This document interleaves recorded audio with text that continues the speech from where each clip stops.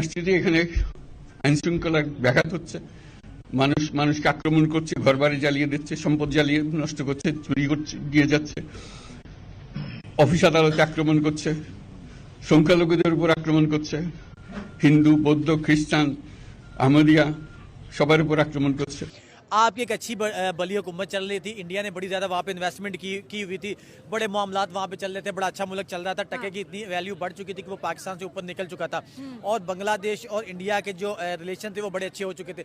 लेकिन मुझे नहीं समझ आई कि इन लोगों को क्या हुआ, एकदम कि क्या मसला बना और किस बंदे ने वो ये कह रहे हैं कि ये बहुत बड़ा इनकलाब आ गया है। डोनाल्ड ट्रंप साहब की और नरेंद्र मोदी साहब की कॉल हुई है और सुनने में आ रहा है ताड़ साहब के मोदी साहब जो है वो फरवरी में जा रहे हैं वॉशिंगटन व्हाइट हाउस में नरेंद्र मोदी से मिलने।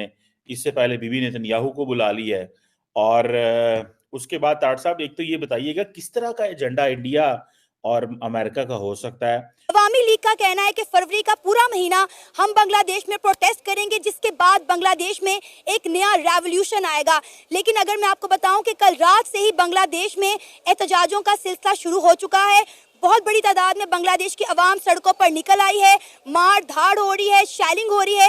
इस वक्त बांग्लादेश के हालात आउट ऑफ कंट्रोल हो चुके हैं। बांग्लादेश मतलब यूनिस सरकार के ऊपर हथौड़ों की बरसात शुरू कर दी है। बांग्लादेश की इस वक्त टांगे कांप रही है क्योंकि वेस्ट बंगाल की गवर्नमेंट ने land acquisition for BSF for Bangladesh border approve कर दिया है और मोहम्मद यूनुस से उन्होंने इस्तीफा मांग लिया और बड़े सख्त एलिगेशन लगाए गए हैं मोहम्मद यूनुस पर। मैम जो यूनिस है, मोहम्मद यूनिस है, उसकी अब गवर्नमेंट आ गई है। वो जब तक इलेक्शन नहीं होते वो उनका वजीर आजम है और वो मौजूद रहेगा। उसकी जो मेन जिम्मेदारी है वो इलेक्शन की तरफ लेके जाना। लेकिन मुर्शद पाक ने भी आखिरी हमले की इतला दे दी है। उन्होंने 8 फरवरी में नारे पाकिस्तान से अटैक करांगे। उसको मैं बताना चाहूंगा कि जब तक ये अटैक नहीं रोकेंगे बाहर से इन्वेस्टमेंट तो आज। जय हिंद दोस्तों, हिंदुस्तान वाला में स्वागत है। दोस्तों आपको बता दें कि बांग्लादेश का जो है कंडीशन बहुत ही ज़्यादा ख़राब हो गया है। जिस तरीके से पहले भारत का सपोर्ट था तो बांग्लादेश का टाका जो था वो पाकिस्तान से भी जो है मजबूत हो गया था और बहुत ही आगे चला गया था, ठीक है। लेकिन भारत से दुश्मनी जो है बांग्लादेश को बहुत ही ज़्यादा बर्बाद कर दिया। दोस्तों मोहम्मद यूनुस जो है अब रोते नज़र आ रहे हैं क्योंकि उन्हें जो है कहीं भी सहारा जो है दिख नहीं रहा है दोस्तों, क्योंकि बांग्लादेश में इतनी कंगाली छाई हुई है, इतना महंगाई चला गया है, उसका टके का रेट भी फिर से गिर गया दोस्तों। और वहाँ पर जो है महंगाई ने जो है आसमान छू लिया है। अब मोहम्मद यूनुस को ये नहीं समझ में आ रहा है कि सरकार कैसे चलाए, यहाँ से भागा जाए कि यहाँ पे रुक के क्या किया जाए। मोहम्मद यूनुस रोते नज़र आए, जिसको देखकर पूरा पाकिस्तान की मीडिया जो है वो हैरान है दोस्तों। देख सकते हैं वीडियो में आप। आ जाएंगे, लेकिन जब अंदर आग लगी होगी, अंदर सोमनाथ पे अटैक करने वाले गजनवी जो है वो कागजी गजनवी, असली गजनवी तो वो कहते हैं ना अपने मजाला के नाम ही चेंज कर। आप उतना दमखम रखते हो तो फिर आपको ये काम करना चाहिए। अच्छा। आप देखिए आपके मुल्क में अभी क्या हालात चल रहे हैं।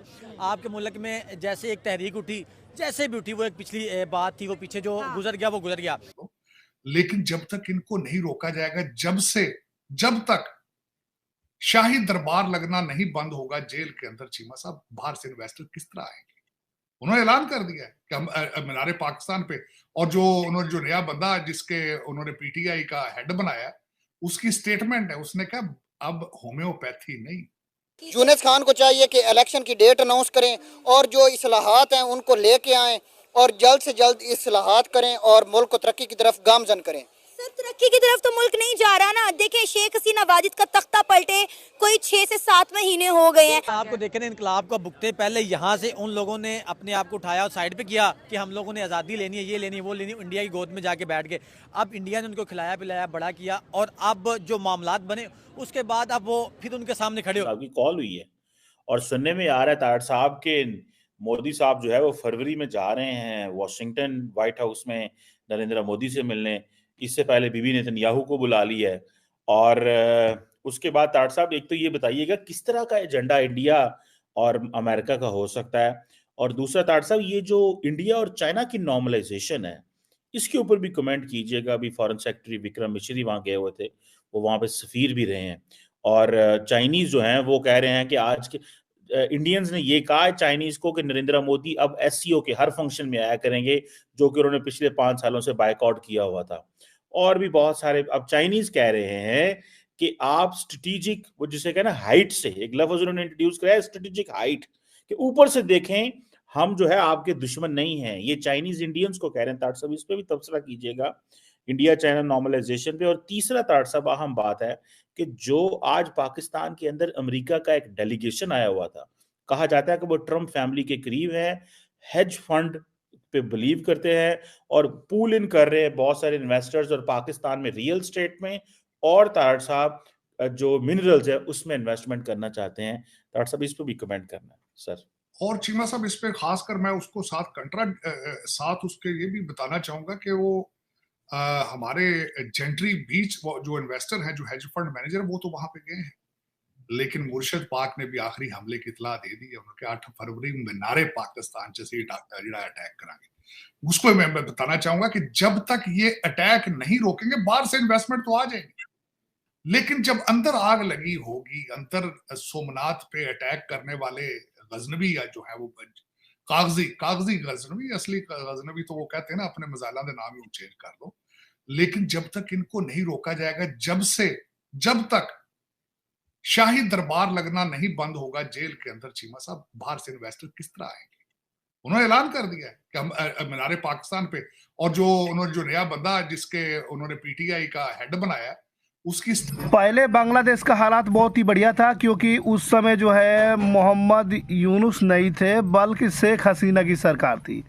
और शेख हसीना की सरकार और नरेंद्र मोदी जी की सरकार से जो है बहुत ही बेनिफिट था बांग्लादेश को। लेकिन अब जो है ये उल्टा हो गया है, क्योंकि यहाँ एंटी हिंदू जब से ये लोग जो है हमला हुआ, ये लोग भगदड़ किए, तख्ता पलट हुआ, नारेबाजी लगी, तब से जो है बांग्लादेश की करेंसी भी गिर गई, बांग्लादेश का सरकार कर्ज में भी चला गया, और बांग्लादेश में जितनी भी जो है वो इंडस्ट्री थी वो सब कंपनियां भी बर्बाद हो गई, और वहाँ से छोड़कर जो है भारत शिफ्ट हो गई। अब इनका बनता नहीं है। आपको मालूम होगा कि किस तरीके से कर्ज में डूब रहे हैं, और उसमें ट्रंप ने भी जो है वो यूनुस पर दबाव डाला है। $3 लाख का कर्ज जो है वो तकरीबन में अमेरिका को देना है मोहम्मद यूनुस को। मोहम्मद यूनुस के पास पैसे नहीं है, वो कहाँ से देंगे? ट्रंप ने भी शिकंजा कसा हुआ है कि हमें जो $3 लाख जो है जो हिलरी को दिए हो वो चाहिए हमें। इसको लेकर के जो है काफ़ी ज़्यादा चर्चा बना हुआ है, और पूरे पाकिस्तान के मीडिया में बस यही दिखाया जा रहा है दोस्तों कि बांग्लादेश जो है भारत से जो है ये दुश्मनी करके ज़्यादा बर्बाद हो गया। ये लोग भारत के साथ बहुत ही ज़्यादा ग्रो कर रहा था, बहुत ही बढ़िया उसकी कंट्री बढ़ रही थी, इकोनॉमी भी बढ़ रहा था, उसकी टके की वैल्यू भी बढ़ गई थी। लेकिन ये जो है अपने आप ही ये लोग जो है दुश्मन करके, नाराबाजी करके जो है ये लोग बर्बाद हो गए। पूरे पाकिस्तान के मीडिया के अंदर बस जो है यही दिखाया जा रहा है।